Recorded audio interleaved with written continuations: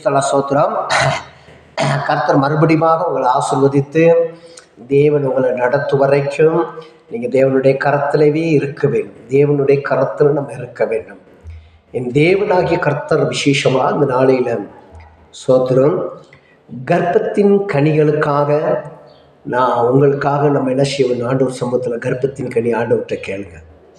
தேவன் எனக்கு ஒரு கர்ப்பத்தின் கனியை கொடுங்க ஆண்டவரே. அந்த கர்ப்பத்தின் கனி ஆசீர்வாதமாக இருக்க வேண்டும். அந்த கர்ப்பத்தின் கனிக்காக நான் எதிர்பார்த்து கொண்டிருந்த நாளில் கடந்து வந்திருக்கேன். அந்த கர்ப்பத்தின் கனியை எனக்கு சுதந்திரமாக தேவன் நான் பெற்றுக்கொள்ள வேண்டும். இதுவரைக்கும் குழந்தை பெற்றுக்கொள்ள முடியாது நான் உலகம் சொன்னிச்சு பார்த்தீங்களா? அப்போ அதை குறித்து ஒருவேளை நம்ம திரும்பி பார்க்கும்போது சந்தோஷப்படணும்.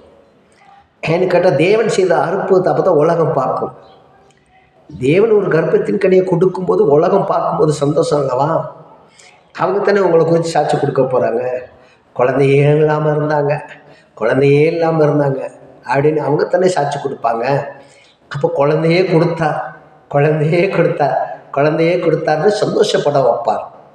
அப்போ நீங்கள் இன்றைக்கு உங்கள் வாழ்க்கையில் நீங்கள் அர்ப்பணிக்க வேண்டும். தேவ பிள்ளைகள் அர்ப்பணிக்க வேண்டும். அர்ப்பணித்து நீங்கள் தேவனுடைய சமூகத்தில் நன்றாக சொல்ல வேண்டும். தேவன் எனக்கு ஒரு கர்ப்பத்தின் கனியை கொடுத்துட்டார். என்ன செஞ்சார்? கர்ப்பத்தின் கனியை கொடுத்துட்டார் என்று விசுவாசிக்க வேண்டும். எதையுமே கொடுக்கல என்று திரும்ப கேட்க வேண்டாம்.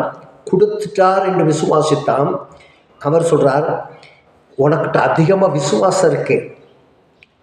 நீ அதிகமாக உனக்குள்ள இருக்கிறத பார்க்குறேன்.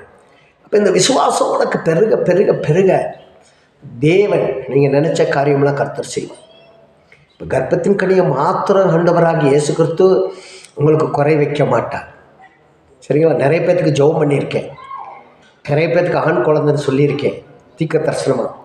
நிறைய பேர்த்துக்கு இது பெண் குழந்தைன்னு சொல்லியிருக்கேன். நிறைய பேர்த்துக்கு இது கர்ப்பத்தின் கனி கிடைக்கும்னு சொல்லி அநேக சாட்சிகள் என் வாழ்க்கையில் இருக்கிறது. அந்த சாட்சி சொல்ல நான் இப்போ வரல. உங்களுக்கு குழந்தைக்காக ஜெபிக்கும்படியாக வந்திருக்கேன் இல்லையா? சோத்திரம். ஏன்னா நீங்கள் என்னுடைய பிள்ளைகள், என்னுடைய சொந்த பந்தன். யாரும் உங்களை தூசணமாக பேசக்கூடாது. அப்போ அந்த காரியத்துக்காக தான் உங்கள் சமூகத்தில் வந்து நிற்கிறேன். இப்போ யாராக இருந்தாலும் இதை எந்த ஜனங்கள் வேணுமாலும் நீங்கள் தாராளமாக பார்க்கலாம். இது கிறிஸ்துவ மக்களுக்கு மாத்திரம்தான். இந்த மற்ற ஜனங்களுக்கு மாத்திரம்தான். இது எங்களுக்குள்ள நீங்கள் யாரும் தயவு செய்து நினைக்காம எல்லாத்துக்கும் ஆண்டவராகிய இயேசு கிறிஸ்து குழந்தை பாக்கியத்தை தருவாராக. God bless you. ஆமென்.